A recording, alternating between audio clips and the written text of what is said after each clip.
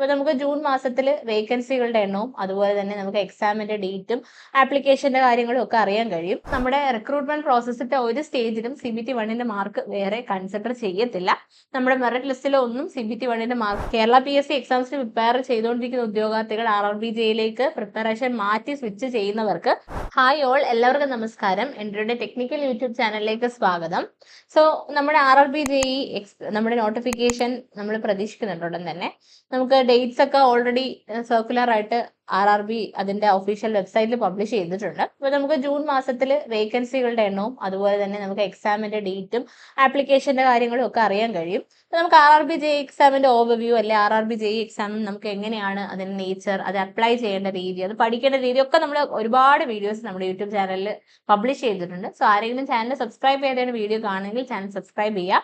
So that എല്ലാ എക്സാംസിനെ കുറിച്ചിട്ടും നിങ്ങൾക്ക് ഒരു ഐഡിയ കിട്ടുന്നതായിരിക്കും. സോ RRBJE എക്സാം ഇപ്പോൾ പഠിച്ചു തുടങ്ങണം, അത് നോട്ടിഫിക്കേഷൻ നമ്മൾ RRBJE എക്സാമിന്റെ ക്ലാസ്സസ് ഓടിക്കൊന്നു ഒരുവിധം ഫസ്റ്റ് സ്റ്റാർട്ട് ചെയ്തത് നമ്മുടെ പ്ലാറ്റ്ഫോമിലാണ്. അപ്പൊ നമ്മൾ തുടങ്ങിയ സമയത്ത് തന്നെ എല്ലാവരും ചോദിച്ചിരുന്ന ഒരു ചോദ്യമാണ്, ഇപ്പൊ എക്സാം വരുമോ അല്ലെങ്കിൽ എക്സാം വരുമോ, ഇപ്പൊ പഠിച്ചു തുടങ്ങണോ, നേരത്തെ പഠിച്ചു തുടങ്ങുന്നത് എന്തിനാ, അങ്ങനെ ഒരുപാട് ചോദ്യങ്ങൾ വന്നിട്ടുണ്ടായിരുന്നു. അപ്പൊ നമ്മൾ അതിന്റെ ഒരു ആൻസർ എന്ന രീതിയിൽ കൂടിയാണ് ഈ വീഡിയോ എന്ന് പറയുന്നത്. അതായത് നമ്മളിപ്പോൾ പഠിച്ചു തുടങ്ങണമെന്ന് ചോദിച്ചു കഴിഞ്ഞാൽ ഓഫ് കോഴ്സ് പഠിച്ചു തുടങ്ങാനുള്ള സമയം കഴിഞ്ഞു. അതായത് ഓൾറെഡി നിങ്ങൾ പഠിച്ചു തുടങ്ങേണ്ടിയിരുന്നു. ഇനിയും തുടങ്ങാത്ത ആൾക്കാരാണെങ്കിൽ ആക്ച്വലി സമയം കളയാതെ പഠിച്ചു തുടങ്ങുക തന്നെ വേണം. അതായത് നമുക്ക് RRBJE എക്സാമിന് നോട്ടിഫിക്കേഷൻ നമുക്ക് ഒഫീഷ്യലി വന്നു കഴിഞ്ഞാൽ എക്സാമുമായിട്ട് വലിയ ഗ്യാപ്പ് ഉണ്ടാവത്തില്ല. And you know 2 tier exams ആണ് നമുക്ക് എഴുതേണ്ടത്. അതിൽ ഫസ്റ്റ് ടയർ എന്ന് പറഞ്ഞാൽ കംപ്ലീറ്റ്ലി നോൺ ടെക്നിക്കൽ ആണ്. എസ്പെഷ്യലി ടെക്നിക്കൽ ബാക്ക്ഗ്രൗണ്ട് മാത്രമുള്ള ഉദ്യോഗാർത്ഥികളെ സംബന്ധിച്ച് നോൺ ടെക്നിക്കൽ കാര്യങ്ങൾ പഠിച്ച് അത് നമ്മുടെ MCQ ഫോമിൽ സ്പീഡോടും അക്യുറേറ്റ് ആയിട്ടും ചെയ്തു വരിക എന്ന് പറഞ്ഞാൽ വലിയൊരു കാര്യമാണ്. അപ്പൊ അതുകൊണ്ട് തന്നെ ഇന്ന് തന്നെ ഇതുവരെ സ്റ്റാർട്ട് ചെയ്യാത്തവരാണ് എത്രയും വേഗത്തിൽ തന്നെ CBT 1ന്റെ എക്സാം പ്രിപ്പറേഷൻ സ്റ്റാർട്ട് ചെയ്യുക. CBT 1 മാത്രം പഠിച്ചു തുടങ്ങിയാൽ പോരെ എന്ന് ചോദിച്ചു കഴിഞ്ഞാൽ നോ, CBT 2ഉം പഠിക്കണം. പല വീഡിയോസും ഇതിന് മുന്നിൽ നമ്മൾ പറഞ്ഞിട്ടുണ്ടായിരുന്നു.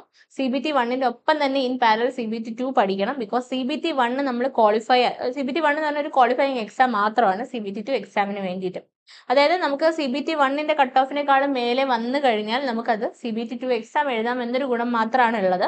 അതൊരു വലിയ ഗുണം തന്നെയാണ്. പക്ഷെ നമുക്ക് നമ്മുടെ റിക്രൂട്ട്മെന്റ് പ്രോസസ്സിന്റെ ഒരു സ്റ്റേജിലും CBT 1ന്റെ മാർക്ക് വേറെ കൺസിഡർ ചെയ്യത്തില്ല. നമ്മുടെ മെറിറ്റ് ലിസ്റ്റിലോ ഒന്നും CBT 1ന്റെ മാർക്കിന് യാതൊരു സ്ഥാനവും ഇല്ല. മിയർലി ഒരു ക്വാളിഫയിങ് എക്സാം മാത്രമാണ് CBT 1 എന്ന് പറയുന്നത്. പക്ഷെ CBT 1 ക്വാളിഫൈ ആയി കഴിഞ്ഞ് CBT 2 പഠിക്കുന്നത് വയസ്സായിട്ടുള്ള ഒരു ഡിസിഷൻ അല്ല. CBT 2ഉം CBT 1നോടൊപ്പം തന്നെ ഇൻ പാരൽ പഠിച്ചു പോകണം. കാര്യം എന്ന് വെച്ച് കഴിഞ്ഞാൽ CBT 2 completely technical and non technical combined ആണ്. അപ്പൊ ടെക്നിക്കൽ നമ്മുടെ കോൺസെപ്റ്റുകൾ ബ്രഷപ്പ് ചെയ്യാനും അതിന്റെ റിലേറ്റഡ് MCQs ചെയ്യാനും ഒക്കെ നമുക്ക് സമയം ഒത്തിരി വേണം. അപ്പൊ അതുകൊണ്ട് തന്നെ ഇന്ന് തന്നെ വൈകാതെ നമ്മുടെ ടയർ 1നും ടയർ 2നും ഉള്ള പ്രിപ്പറേഷൻ നിങ്ങൾ സ്റ്റാർട്ട് ചെയ്ത് തുടങ്ങാം. ഇനി നമ്മുടെ എൻട്രിയുടെ കോഴ്സിനെ പറ്റി പറയാം. എൻട്രി RRBJയുടെ കോഴ്സസ് ഓൾറെഡി സ്റ്റാർട്ടഡ് ആണ്. പുതിയ ബാച്ചസ് നമ്മൾ എല്ലാ മന്തും സ്റ്റാർട്ട് ചെയ്യുകയും ചെയ്യുന്നുണ്ട്.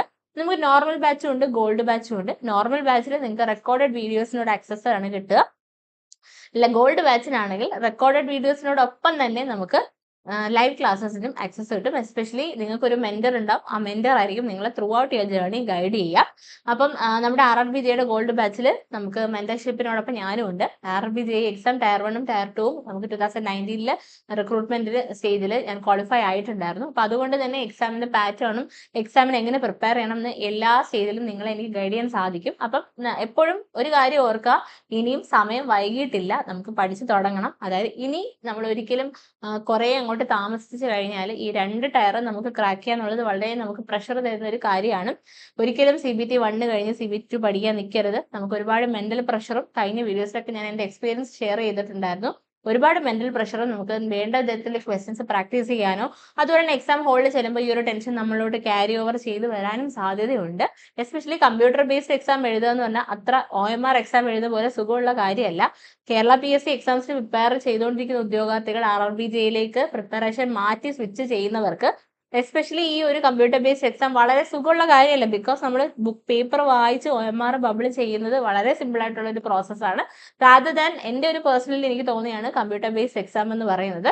നമുക്ക് ഒത്തിരി എന്താ പറയുക, നമുക്ക് കുറെ ആ ഒരു പർട്ടിക്കുലർ അറ്റ്മോസ്ഫിയർ അങ്ങനെ കുറച്ച് കാര്യങ്ങളുണ്ട്. അത് നമുക്ക് ആ ഒരു കേരള PSC എക്സാം എഴുതുന്നവർ ഇങ്ങോട്ട് സ്വിച്ച് ചെയ്യുമ്പോൾ വരുന്ന ബുദ്ധിമുട്ടാണ്. അല്ലാതുള്ളവർക്ക് ആ ഒരു പ്രശ്നം ഉണ്ടാവത്തില്ല. ബിക്കോസ് അല്ലാതുള്ളവർക്ക് ഈ ഒരു ബുദ്ധിമുട്ട് കാണാനായിട്ട് ഒരു ചാൻസും ഇല്ല. കാര്യം നിങ്ങൾ ഫസ്റ്റ് തന്നെ CBT നമ്മുടെ ബേസ്ഡ് എക്സാംസ് എഴുതി ശീലിച്ച SSC എഴുതിയവർക്കാണെങ്കിൽ ഈ ഒരു പ്രശ്നം ഉണ്ടാകത്തില്ല. പക്ഷേ കേരള PSC എക്സാമിൽ നിന്ന് ഇങ്ങോട്ട് സ്വിച്ച് ചെയ്യുന്നവർ ജസ്റ്റ് ഒന്ന് CBT എക്സാം ആയതുകൊണ്ട് തന്നെ അത് ആ രീതിയിലുള്ള എക്സാംസ് മോക്ക് എക്സാംസ് ഒക്കെ ഒന്ന് ചെയ്ത് നോക്കുന്നത് നല്ലതായിരിക്കും. മോക്ക് എക്സാംസ് ആണെങ്കിലും ലൈവ് എക്സാംസ് ആണെങ്കിലും എല്ലാ തരത്തിലുള്ള എക്സാംസും നമ്മുടെ എൻട്രി ആപ്പിൽ അവൈലബിൾ ആണ്. ഓക്കെ, അപ്പം നിങ്ങൾ നിങ്ങളുടെ പ്രിപ്പറേഷൻ ഇതുവരെ സ്റ്റാർട്ട് ചെയ്യാത്ത ഉദ്യോഗാർത്ഥികളാണെങ്കിൽ ഇന്ന് തന്നെ സ്റ്റാർട്ട് ചെയ്യുക. Thank you all.